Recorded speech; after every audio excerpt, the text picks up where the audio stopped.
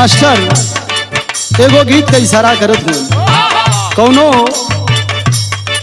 प्यार में धोखा खायल लड़का कहले रहल, कैसे कहले रहल,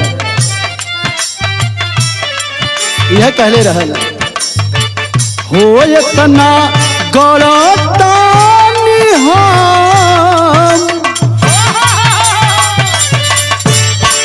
हो इतना गलतानी हम, कवनो छुड़ाना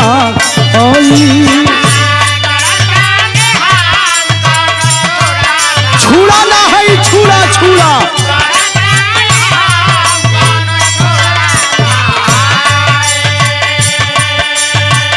ओ इतना गलतानी हम, कवनो छुड़ाना जितना हो जितना हो जितना सोचता रुझान उतना बुरा ना है।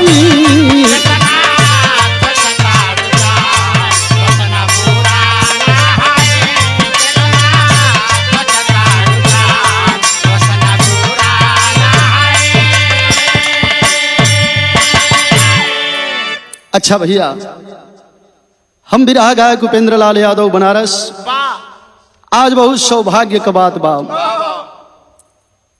हरिओम स्टूडियो आजमगढ़ श्री अभिमन्यु यादव हमारे बड़े भैया जी के देख रेख में एगो कांड आप लोगों के बीच में प्रस्तुत बा।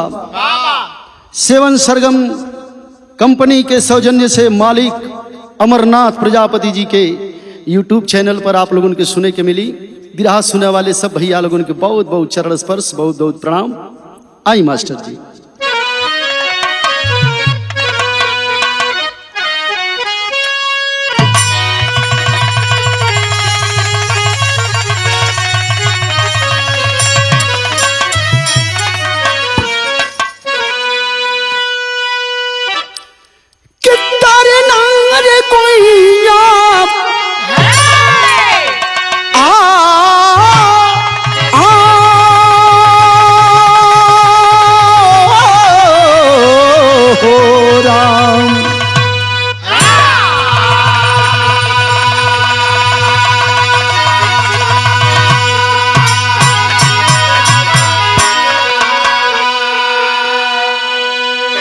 कहानी का शुरुआत भाई कैसे मास्टर, कैसे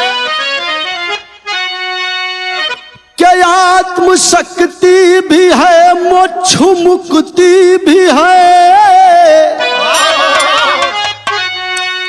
अरे देश भक्ति भी है एक फौजी के अंदर, मर मिटे या कटे ना घटे हौसला, वीरता का लहरता हृदय में समंदर, बम गोला हो चाहे बारूद हो, कि एक पल भी उसे है झुका ना सकेंगे, कि हैसियत पूरी धरती कि हम बेच कर्जून का कभी हम चुका ना सकेंगे।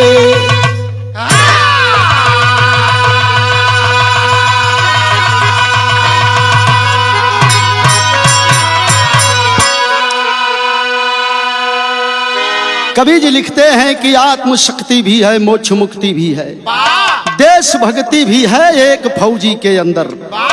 बाबूजी भगवान को भक्ति कैले अपने जीव का तारम तार होला, लेकिन जे देश पर शहीद होला, जे देश के सेवा में शहीद होला, ओकर तो जिंदगी तरह ले, लेकिन ओकरे पीछे ओकर 7 पुस्त तर जाला।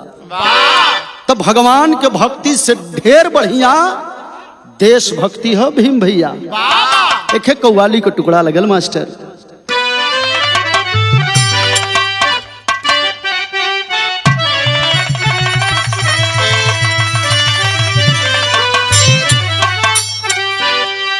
रिकॉर्डिंग कर रहे हैं हमारे बड़े भैया जितेंद्र यादव जी, जो कि भोजपुरी के बहुत सुंदर कलाकार भी हैं।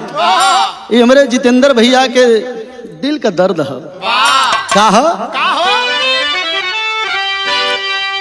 अरे ऐसे कैसे हो जाई,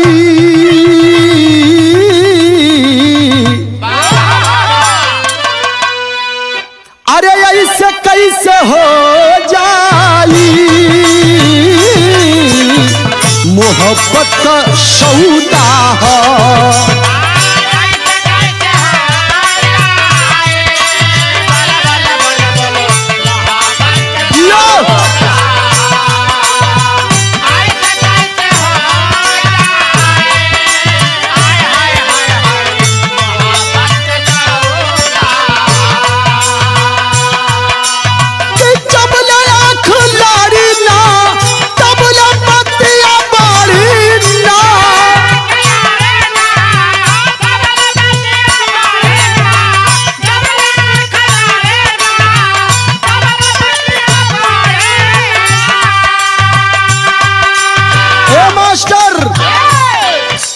अरे टूट के बिखर जाई,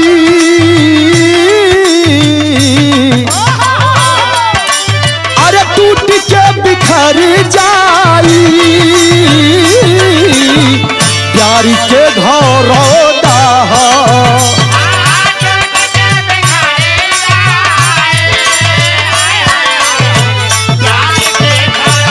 बेटा।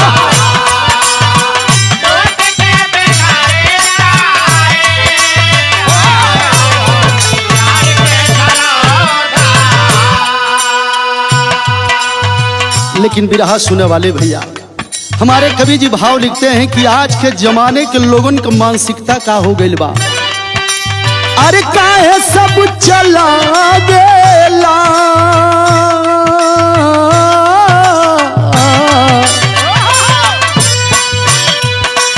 अरे काहे सब चला देला,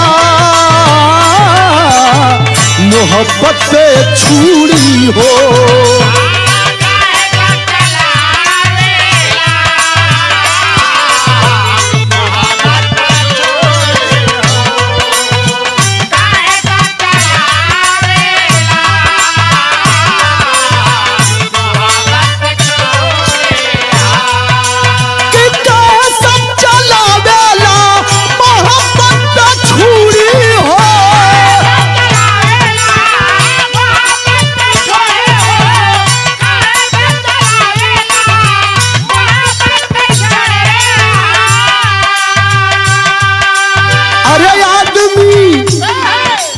अरे आदमी से आदमी के,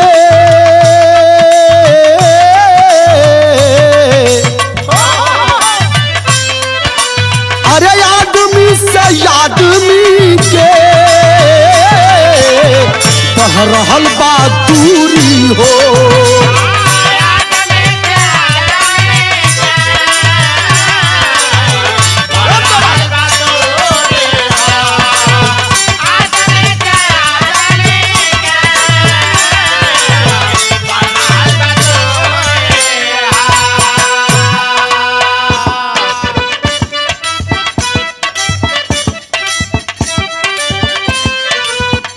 कवि भाव लिखते हैं, वतन की रक्षा में है फौज के नौजवान खड़े। थोड़ा वीर रस भी हो और ये कहानी बहुत आप लोग फौजी कभी राह सुन ले हुआ, लेकिन तनी कहानी पर ध्यान दिया। वतन की रक्षा में है फौज के नौजवान खड़े, कड़कती सर्दी में सीमा पर सीना तान खड़े।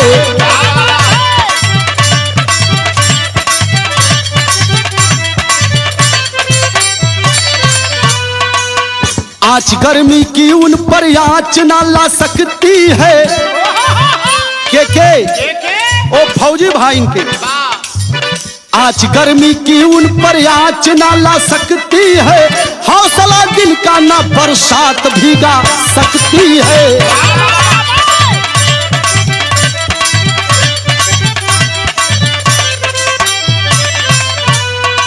कहानी चला कहानी हमार कहीं दूर का नहीं, यही उत्तर प्रदेश में एगो जिला, जोने जिला का नाम बतावल गयल रायबरेली। रायबरेली जिला अंतर्गत एगो गांव, जोने गांव का नाम बतावल गयल रामपुर। रामपुर का रहे वाला शारदा प्रसाद दुलारी देवी के गोद में एक ही बेटा, जिस बेटे का नाम बताया गया रामोतार। रामोतार का रहलन, फौजी रहलन। काट कर छुट्टी घर से, काट कर छुट्टी घर से फौजी रामोतार चला, प्राण से प्यारी प्रिया देवी को निहार चला।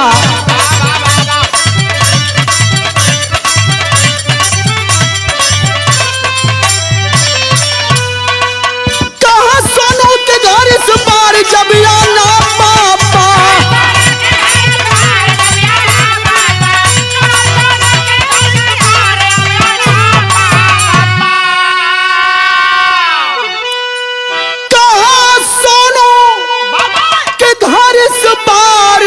जब आना पापा, और एक रिमोट वाली रेल ले आना पापा।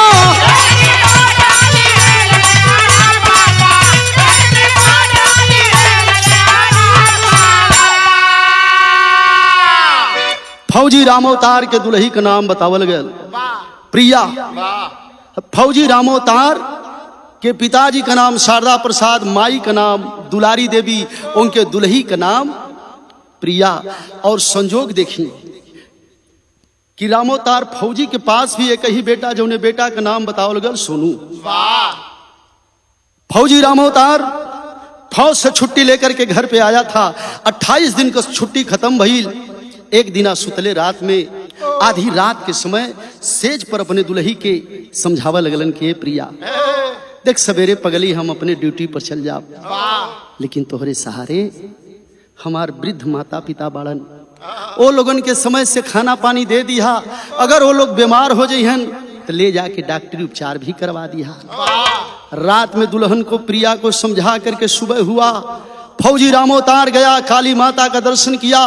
दर्शन करके आया, घर में गया, अपने बीबी से प्यार किया, सारी बात समझाया, सूटकेस उठाया, ले करके घर से बाहर जब वही निकलना चाहता है, तब तक फौजी रामोतार का बेटा, वह 5 साल का सोनू, आकर के हाथ पकड़ लिया और तुतली बोली में बोला कि पापा पापा पापा ड्यूटी पे डाल रहे हैं तो इथबाल दबाना पापा, तो एक लिमोद वाली लेल गाड़ी लेकर के आना। आहा, औलाद का गम तो फौलाद के भी पानी बना देला भैया। फौजी अपने बच्चे सोनू को उठा लिया गोद में, लीलार चूम लिया और कहा कि बेटा जरूर लेकर के आऊंगा रिमोट वाली गाड़ी। बीबी को, बच्चे को घर में छोड़ करके जब वहीं बाहर निकलना फौजी रामोतार, तुमकर माई दुलारी देवी जानत हुआ का कैले रहलीन, दही गुड़ लेके अपने बेटा का इंतजार करत लीन कि बेटा हमार फौजी है, खतरा के काम पर जात हो, दही गुड़ कह दी हमारे बेटा का जतरा शुभ हो जाए। बाहर निकला फौजी, जब वही माई दही गुड़ कैलीन, अपने फौजी बेटा रामोतार का पैर लटक करके रामोतार पकड़ लिया।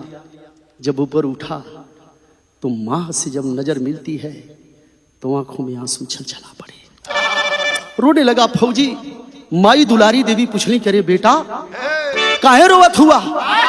फौजी रोने लगा, रो करके कहा कि माँ तेरी ममता हमें नहीं जाने दे रही है। फौजी का बतिया सुन के माई कहली, बेटा करे हम तो के दूध पिया के बड़ा कैले हैं तो हमार ममता छलकत है। याद रहे बेटा, ओ माई का रक्षा कर जात हुआ, जवन माई तो के अन्न खिया के बड़ा कैले है। अरे तो काये दूध वाली माई से ए धरती माई का कर्जा तोहरे ऊपर कम है का? माई का बात सुन के फौजी का 2 अंगूर सीना, अरे माई तो माई न हो। माई का आशीर्वाद लेके फौजी चलल है फौज के तरफ। तो कवि जी के तर्ज लिखलन,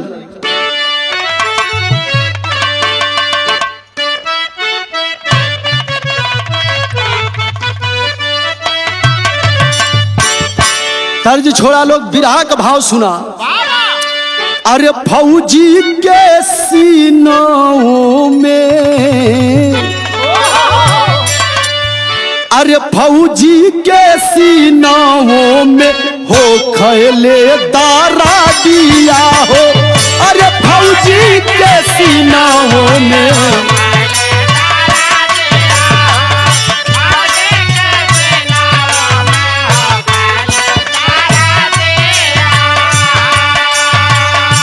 फौजी के सीनाओं में हो खैले तारा दिया हो, वो करो भी होला परिवार हो।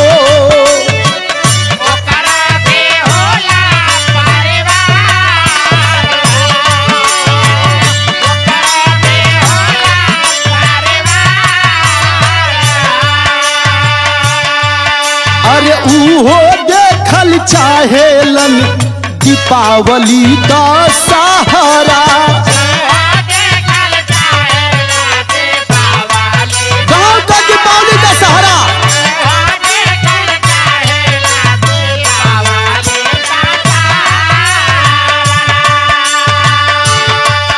अरे उहो देखल चाहेलन दीपावली का सहारा, ओनहु का दिल खोज प्यार हो।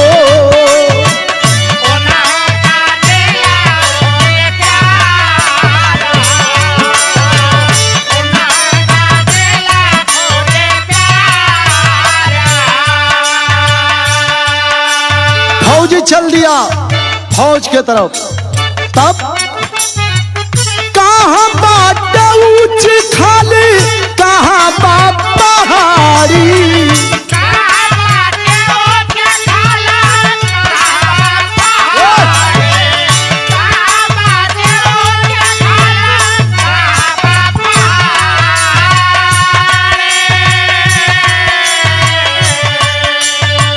कहाँ बाट ऊंच खाली,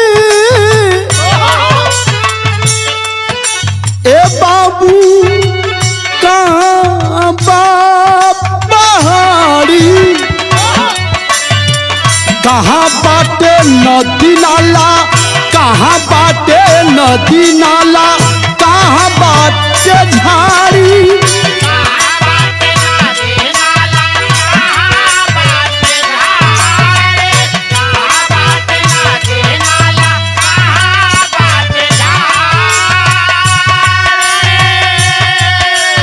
अरे लागल लड़ाई लड़े,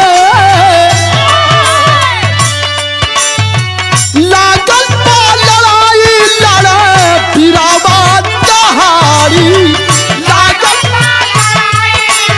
अरे पीरावा दहाड़ी।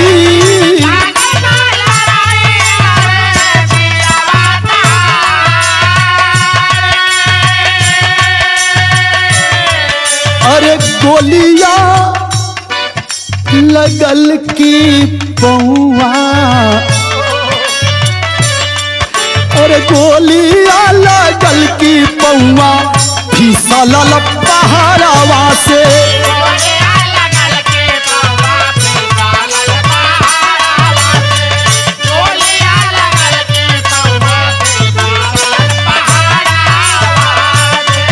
अरे गोलियां लगल की पौआ, फिसलल पहाड़वा से, गायब हो गईल रामतार हो।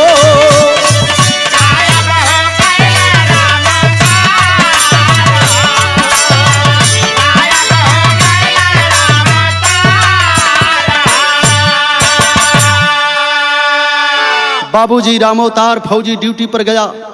ड्यूटी पर जब गया तो बताया गया कि हजारों फीट ऊपर ड्यूटी दे रहा है, हजारों फीट ऊपर ड्यूटी फौजी दे रहा है। रात में आकर के फौजी के सीने में गोली लगी या हजारों फीट ऊपर पहाड़ी से उसका पैर फिसल गया, कुछ पता नहीं चला। आज गांव में, रामपुर गांव में उसकी दुल्हन जो प्रिया है, औरतन का एक बड़ा पर्व बड़ा मशहूर होला। वो कौन पर्व रहे? कौन पर्व रहल मास्टर? कि करवा चौथ का पर्व उठाई, घर पर प्रिया नार, खबर मिली है शहीद हो गए, सीमा पर राम अवतार।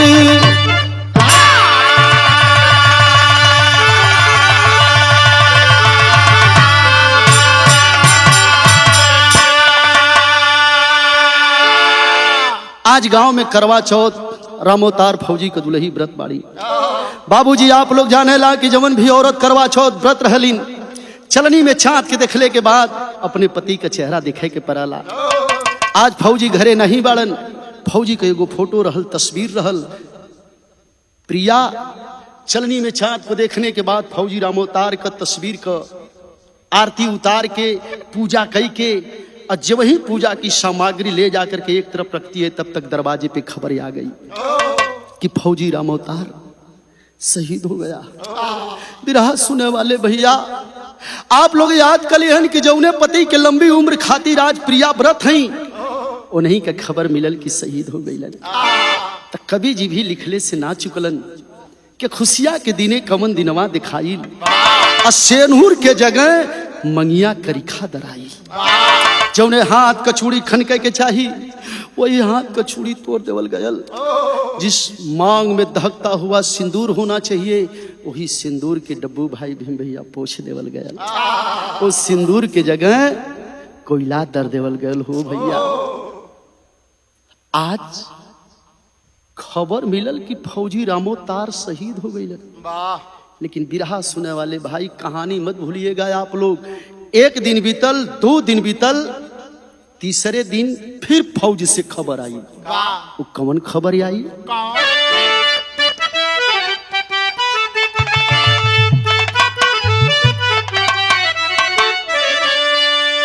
अरे एक दिन बीती गईला, क्या तू दिन बीती गईला, तीसरे दिन आइल बा फौज से खबरिया। झाड़ी में टोपी जूता एक मिलल बाटे, अरे लसिया भेटाइल ना, खोजाइल कुली वोरिया। तीसरे दिन फौज से यह खबर आयल कि लाश के बहुत खोजली जा फौजी रामोतार का, लेकिन लाश ना मिलल। लाश के बदले का मिलल? टोपी मिलल, एक पैर का जूता मिलल। वह लिया के परिवार में दे देवल गए भैया। तो कवि जी लिखत हुन क्यों मुअल तब सर जाला, हेरायल नहीं बिसर हो, अरे प्रिया के लागल बाप कर जवाब में छुड़िया। मुअल साबित भइल नाही, कैसे कचे पेंशन मिली, खर्चा सरकारी मिले, काट दिन गुजरिया। बाबूजी फौजी रामोतार का लाश ना आई, खाली टोपी आयल, एक पैर का जूता आयल, परिवार में लिया के दे देवल गयल। और प्रिया से कह देवल गयल कि तोहरे पति की लाश के बहुत खोजली जा, लसिया कहीं ना मिलल। दुलारी देवी बोरहिया बन के देखत ही कि आज हमार बेटा, लोग कहत हुन कि मर गई, लेकिन उनकर लाश ना आयल ह, खाली टोपी जूता आयल ह। लेकिन ये बाबू आप लोग बतावला कि मरल आदमी बिसर जाला, लेकिन हेरा जाला तो आदमी घुट घुट के मरला कि हमार परिवार कहाँ होई, कैसे होई। लेकिन भारत सरकार दोहमस में है कि अगर फौजी रामोतार शहीद हो जाता, उसकी लाश मिल जाती, तो परिवार में 10 लाख, 12 लाख, 25 लाख जो भी राशि बनती है सहानुभूति की, वो परिवार में हम लोग दे देते। लेकिन विचार करिएगा, लाश नहीं मिली तो भारत सरकार सोच रही है कि जब तक लाश नहीं मिल जाती तब तक हम लोग शहीद घोषित नहीं कर पाएंगे। जब लाश नहीं मिल रही है तो शहीद कैसे घोषित करें? और परिवार में फौजी की माँ है, फौजी के पिताजी हैं, फौजी की दुल्हन है, फौजी का एक बेटा है। कुछ तो पेमेंट करना पड़ेगा। भारत सरकार एक अमाउंट तय करती है, उस परिवार में कितना अमाउंट तय करती है, बिरहा के खेत तर्ज लगल।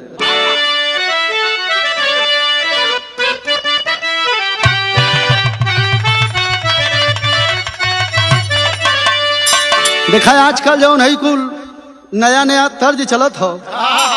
अब मास्टर ये मत जाना कि हम नया ना गाइला, लेकिन हमहू खूब गाइला, कोशिश करीला, लेकिन ये बिरहा जिंदा रखे बदे कुल तर्ज रखवावल जला बिरहा में। कौन तर्ज हो के सावन महीनावा,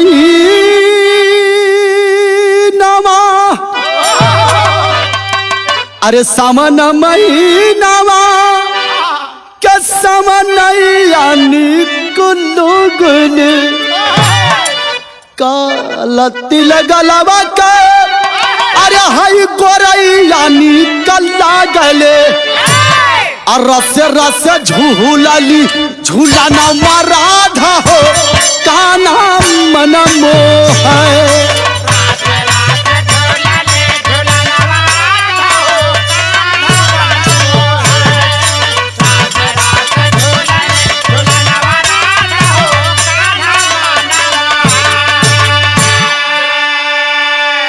लेकिन कभी जी भाव लिखत हुआ भारत सरकार कितना अमाउंट तय कैलस फौजी रामोतार के परिवार बदे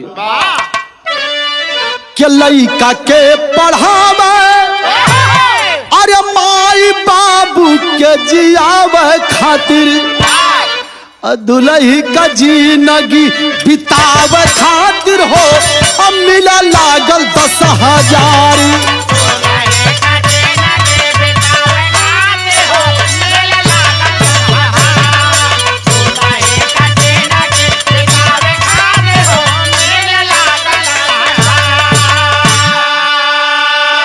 जहिया शहीद के अरे भेटा जाई सबूत हो, 10 लाख का चेक और रकम मिली मजबूत हो।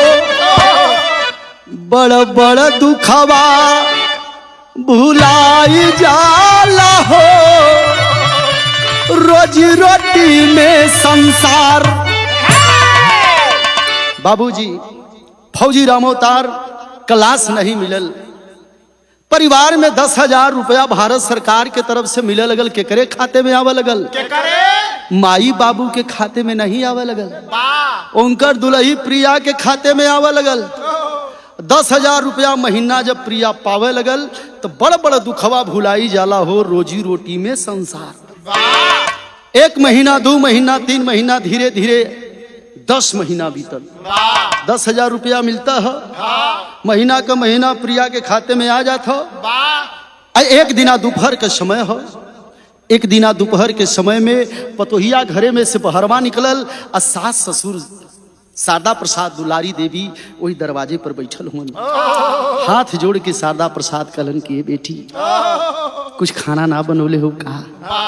पतोहिया कहे खाना कहाँ हो, घरे में को खर्ची है ना, अरे पैसा वैसा रखले हुआ तो दाग जाके बाजार से राशन पताई ले आई, तब ओके भरब तब खाना पीना बनाई। शारदा प्रसाद रोवे लगलन, कहलन बेटी हमरे बुढ़ापा का हमारे कगो बेटा रह, वो न पता का जानी कहाँ टूट के गिर गिल बिटिया, हमरे पास पैसा रुपया ना है। कह जब पैसा तोरे पास ना है तो घरे में खैका भी ना है। बारिश समय पुरुष बलि नहीं होत है, समय होत बलवान। अपने सास ससुर के पतोहिया डांटे लगल, दबेरा लगल, तब कवि जी के लिखे पड़ल का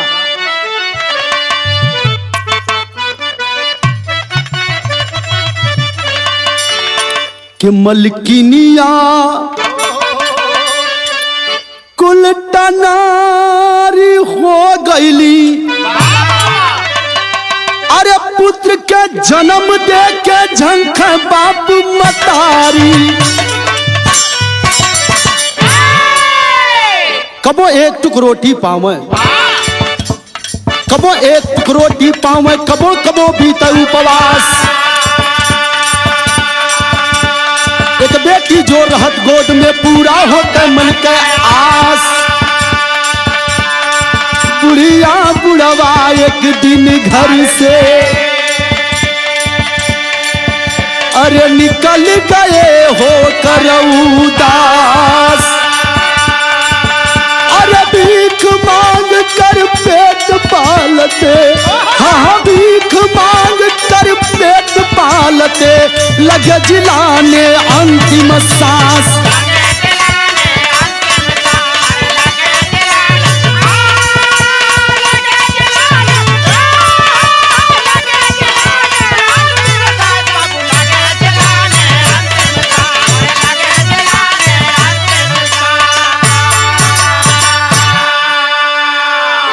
बाबू पतो हो इतना सतावा लगल, इतना सतावा लगल कि एक दिना सास ससुर के लात मार के घरे से बहरे निकाल देलस। बुढ़िया बुढ़वा शारदा प्रसाद दुलारी देवी घरे से बहरे निकल के ए गांव ओ गांव ओ गांव दर दर का ठोकर खा के भीख मांग के अपन पेट सियावा लगलन। तैसा सोच के देखा है भैया कि हमारे कवि जी का सवाल हो कि इस वतन की रक्षा करने वाला, इस वतन की रक्षा करने वाला कितना है वह रक्षा में। सम्मान तो मिलना दूर जन्मदाता ही जुट गए भिक्षा में। अरे जहां जो मिलता खा पी करके जहां तहां सो जाते थे। कभी कभी तो निष्ठुर दिल की डांट झपट खा जाते थे। लेकिन एक दिन स्टेशन पर जा बुढ़िया बुढ़वा के भीख मांगत कितना दिन बीतल मिथिलेश भैया? कितना? एक दिन स्टेशन पर जा, 6 महीना बीतल हो। एक दिन स्टेशन पर जा, वह बुढ़िया माँ अपना नजर बिछाई है। 2 यात्री खा रहे थे, जाकर आंचल फैलाई है।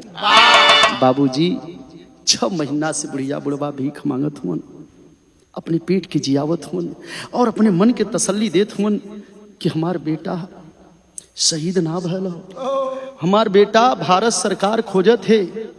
अगर हमारे बचवा ये दुनिया में हुई है तो हो सकला कि कहियो आके मिल जाए। एक दिन स्टेशन पर जा, वह बुढ़िया माँ स्टेशन पर सुबह सुबह का बेला है, तमाम गाड़ी आई, एक ऐसी ट्रेन आई, तमाम यात्री उतरे।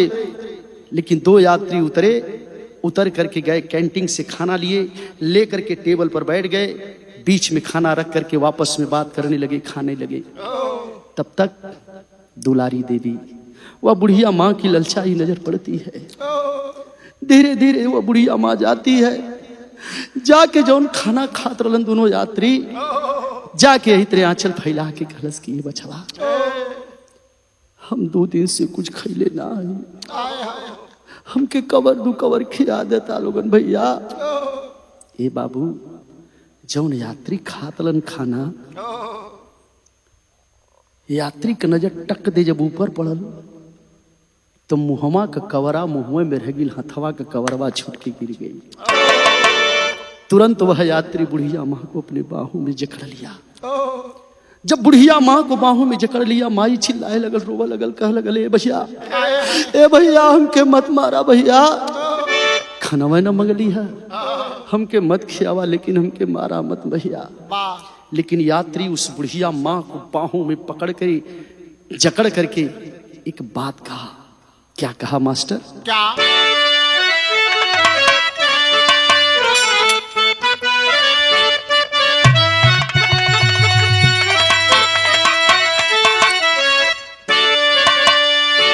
तर्जमा वो है बाय कि बाबू दरोगा जी अरे कवनी गुनैयू बना लो पिया वो मुँह। लेकिन जब यात्री वो बुढ़िया माई के बाह में जकड़ले है, बुढ़िया माई रोवत बा कि भैया मत मारा, लेकिन यात्री का रोल सो बुढ़िया माई के जकड़ के कि हमारी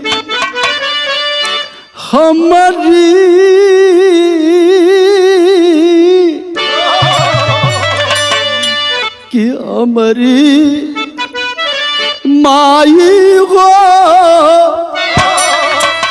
अरे खड़ा बसमाने तोहरे तोहरो लाल, हमारी माई हो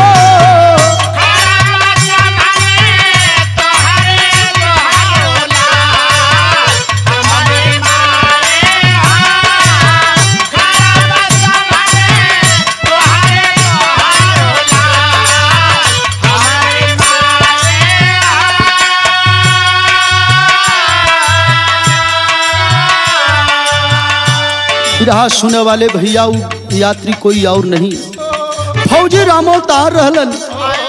रोवे लगलन, रो के कहलन, करे माई, करे तू 9 महीना हमके गर्भ में रख के भी हमके ना चिन्हत हो। कैसे चिन्हबू माई, तो हाथ बुढ़ौती का शरीर बा, तोरे आंख से लौकत भी कम बा। आहा, कवि जी क्या लिखते हैं, फौजी रो रहा है, बेटा के जियते माई बाप जब मांगे भिखल अचार, नरक में हमका जगह मिली ना, बिरथा जन्म हमारी माई।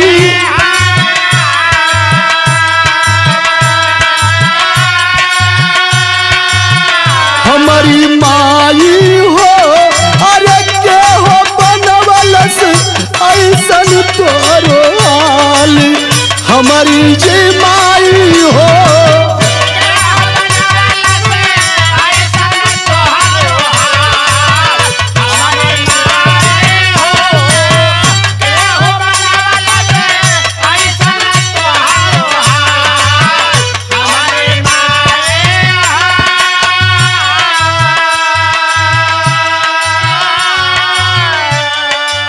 अरे माई, ऐसन हालत के बनौलस?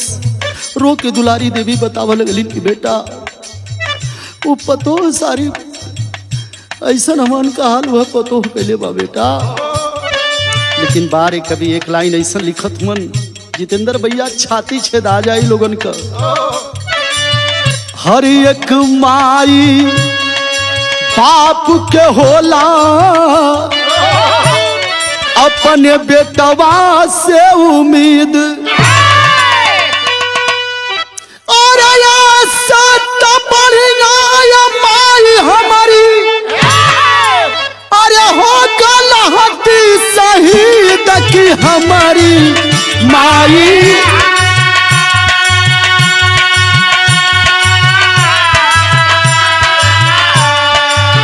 हमारी माई हो, अरे बाबू का दहिया सुख के भइल कंकाल, हमारी जी माई हो।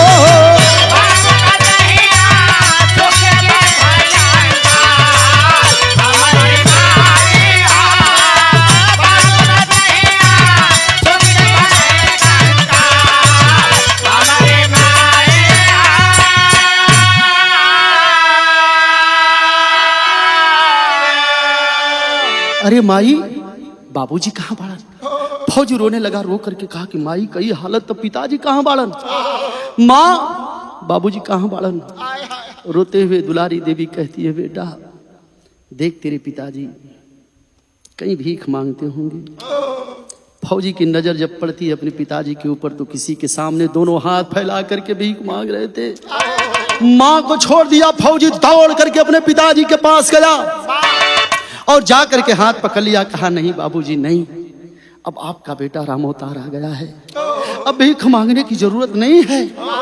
अब हाथ उठेगा तो आशीर्वाद देने के लिए उठेगा, भीख मांगने के लिए नहीं उठेगा बाबूजी। बाप बेटा बतियावत हूं तो दुलारी देवी जो ने गो और यात्री रहल ओकरे साथे धीरे धीरे धीरे धीरे धीरे धीरे जहां बाप बेटा बतियावत हूं रामोतार और शारदा प्रसाद वही धीरे सा गईलीन है, जाके कह लगली बचवा हम कहत अली कि हमार बेटा आई, घबरा मत। काहे बेटा, हमके विश्वास रहल, हम तो के 9 महीना अपने गर्भ में पल्ले रही, एकर हमके घमंड रहल कि हमार बेटा जरूर एक दिन आ जाई। जानता है रे बेटा, तेरे पिताजी भीख मांगते हैं, अगर कुछ मिल जाता है तो खा पी लेते हैं, हमें खिला देते हैं, नहीं मिलता है तो लोटे का पानी पीते हैं, हमें पिलाते हैं। भगवान से प्रार्थना करते हैं कि हे ऊपर वाले, मेरे जिंदगी की एक भी अच्छी कमाई होगी तो मरने से पहले मेरे बेटे से जरूर मिलवा देना। आज तू आ गया, माई तो माई न हो। रामोतार के छाती से लगा के कलश, बेटा एक बात बताओ, का माई पूछल से?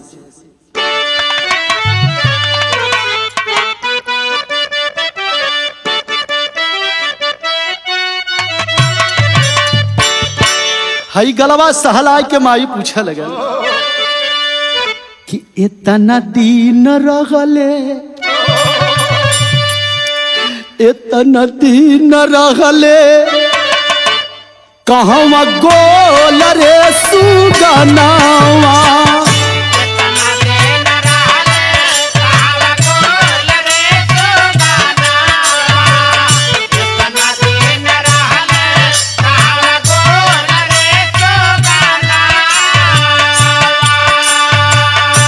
सही सही बतिया बतावरे सुगनावा, समझावरे सुगनावा। ए बेटा सही सही बता दे रे, लागत हो न टाइम से तू खात पियत रहले।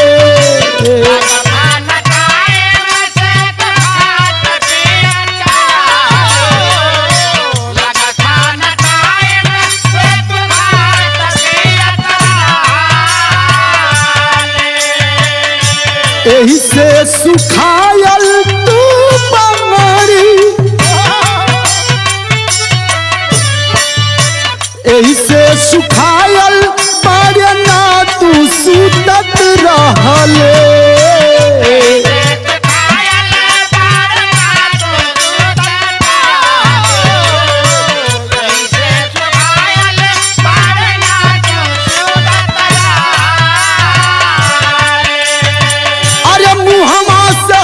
जो जानी बोल रे सुगनावा, समझावरे सुगनावा। हट जो मुहे से, सही सही बताओ इतना दिन कहाँ रली। माई हम सब बताई, हम कहाँ रली, कैसे रली, कौने स्थिति में रली, हम सब बताई। लेकिन चल माँ कहाँ, चल माँ रामपुर गांव। रो के कह लगल बेटा अब वो घरे काले अजबा जौने घरे पतो लात मार के निकाल दिलस, अब वो घरे जाए के हम बुढ़िया बुढ़वा का करे के। हाँ बेटा, लेकिन तो के आशीर्वाद देते ही लाल कि जा अपने परिवार के साथ खूब फला फूला, खुशी खुशी जिंदगी बिता जा बेटा।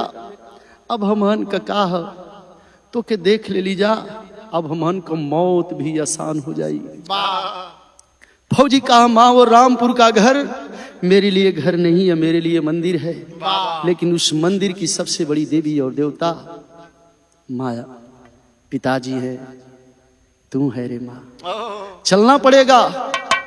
माई कहे लगल कि नहीं ना हम जाई बेटा। फौजी कहा कि अगर ना जेबू ना तो हम जिद्द कैले बानी, ना जेबू तो हम यही रेलवे लाइन पर कट के मर जाओ। माँ के सामने फौजी जिद किया, एक गाड़ी मंगाया, अपने पिताजी को बैठाया, माँ को बैठाया और अपने एक मित्र को बैठा करके फौजी गाड़ी से स्टेशन से रामपुर गांव पहुंचा।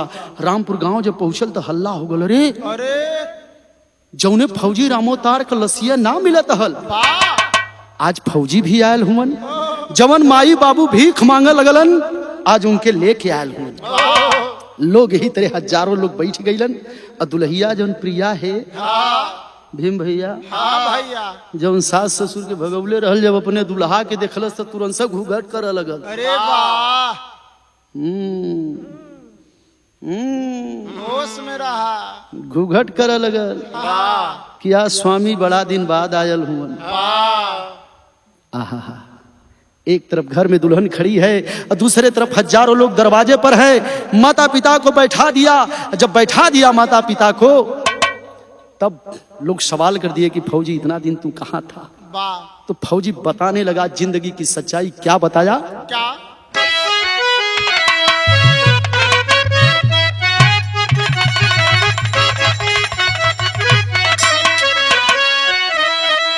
फौजी बतावा लगल कि हाय राम, कि भल ही बड़ी यार होला,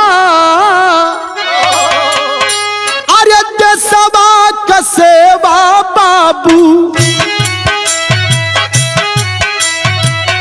सेवा माई बाबू जी का सबसे बड़ी यार।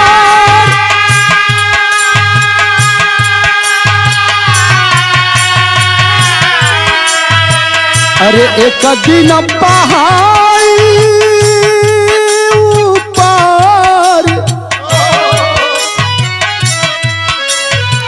अरे एक दिन पहाड़ी ऊपर चढ़त हम रहल भैया, टच के सहारे रहल सागरो अन्हार।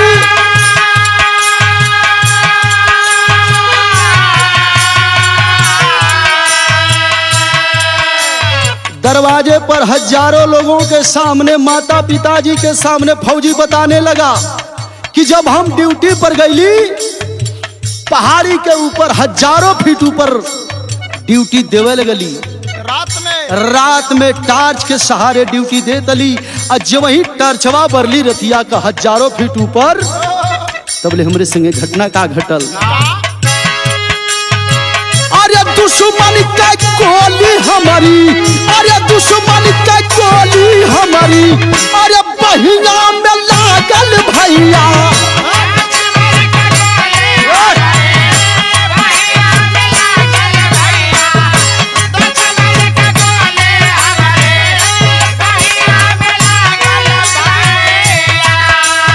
अरे गईली भाराया नीचे हो सऊल यार।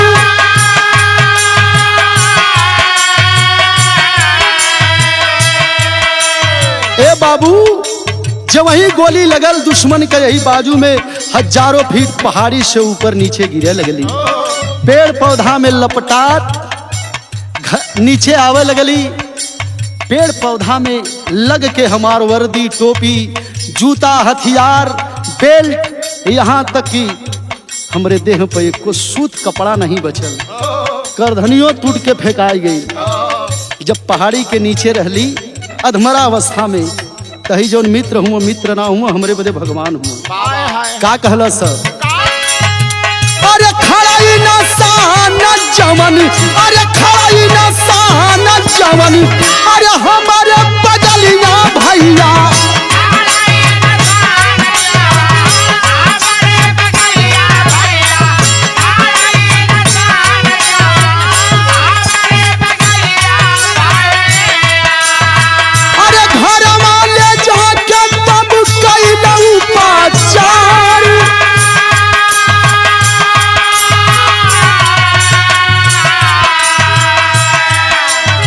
फौजी बतावा लगल कि रात में तो गोली लगल, पहाड़ी से नीचे गिर के अधमरा पड़ल अली।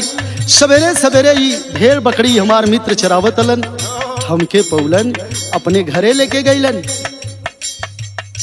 ले जाके दवा दारू शुरू कैलन। हमार जौन चोट लगल हल तो ठीक हो गयल, लेकिन हमारे यादाश्त चल गई।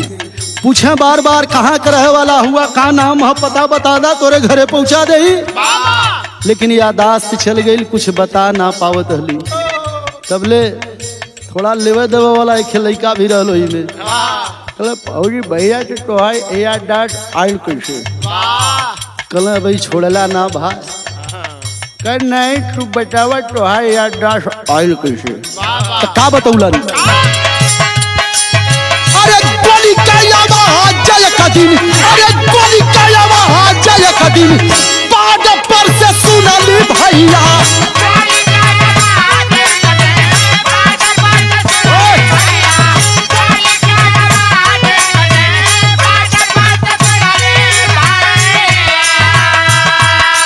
अरे आइल यादाश्त याद आयल परिवार।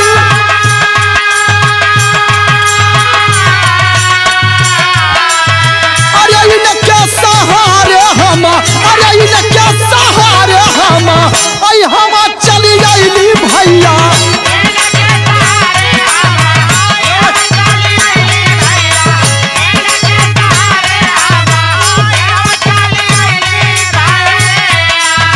अरे तबले बिगड़ी गयल कुल खेलावार।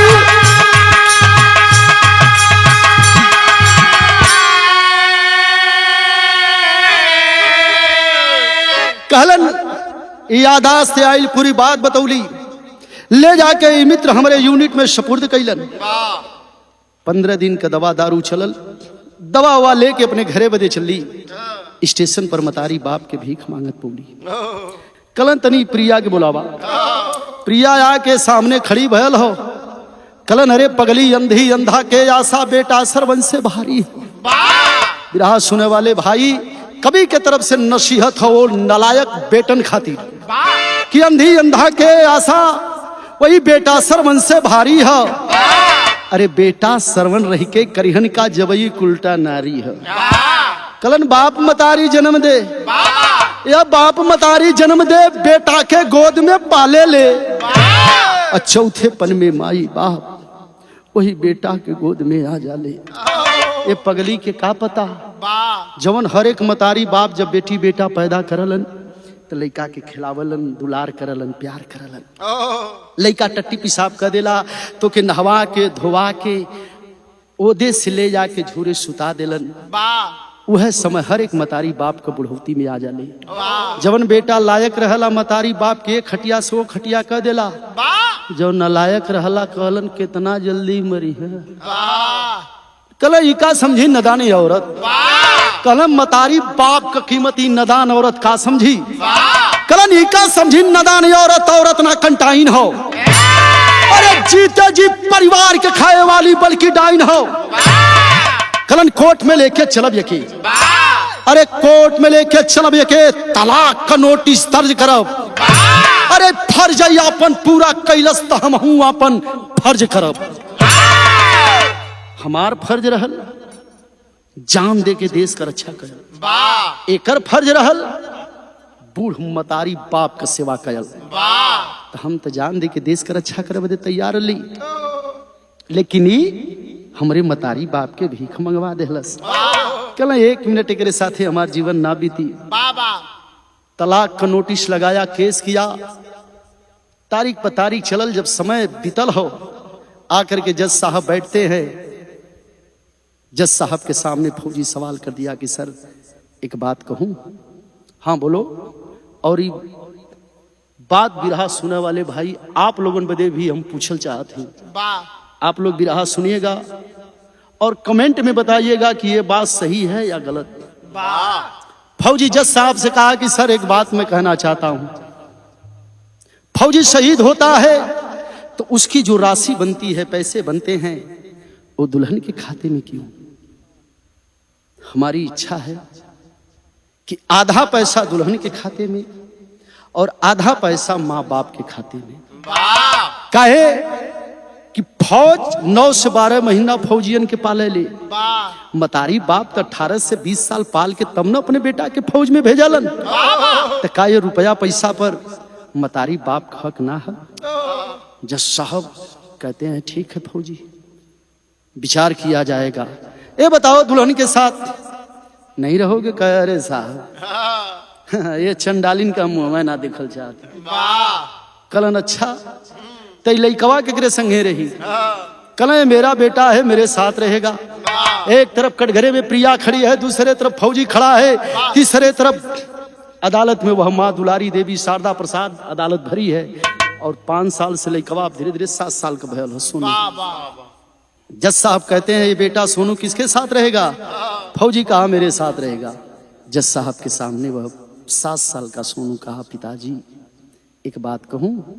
हाँ बोल बेटा क्या कहना चाहता है। तब देखिए बड़ी ऊंची बात वह सोनू अपने पिताजी से सवाल किया कि बाबूजी आप अपनी माँ के लिए हमें मेरी माँ से जुदा कर रहे हैं। अपने माई बदे इतना प्रेम तो हमके हमरे माई से दूर काहे करत हुआ। देखिए बात फौजी का बेटा अपने पिताजी से सवाल किया। फौजी से क्या किया।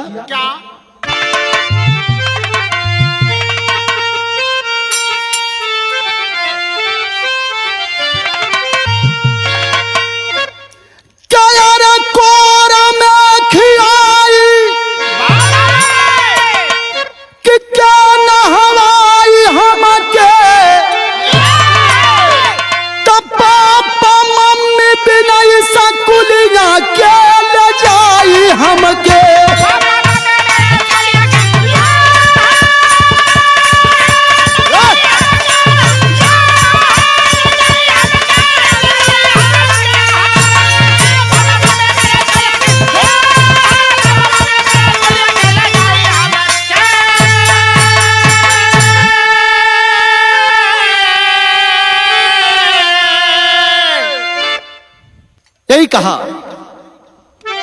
कि कुछ दिन घरे अरही के नौकरी बजैबा, ए पापा दादी दादा हमके के करे दामनी लगैबा।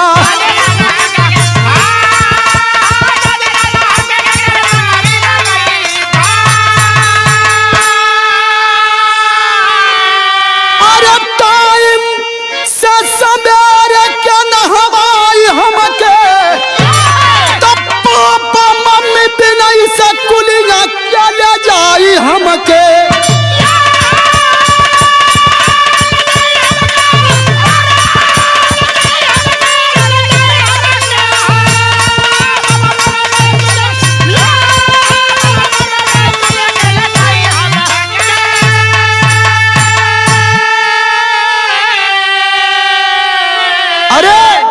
वही अदालत में बैठल अली दुलारी देवी दौड़ के गईलिन, जाके अपने बेटा रामोताज से कहलिन कि बेटा हमसे प्यार करला, कहो माई जान दे दही। नहीं बेटा, हमरे सर का कसम खा के जवन मांगबो के पूरा करबा। सर की कसम खाया फौजी।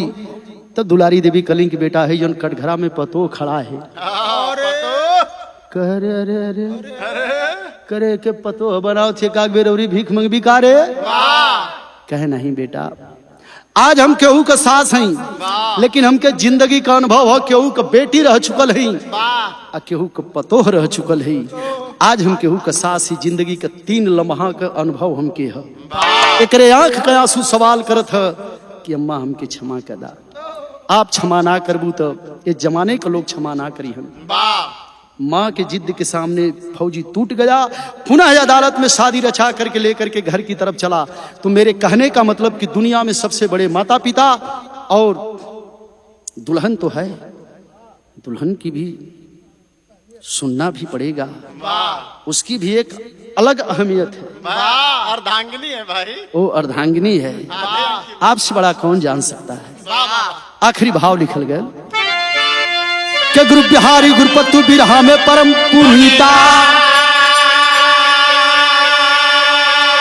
काशी बुल्लू रामकृत की शिष्या बनी अनीता।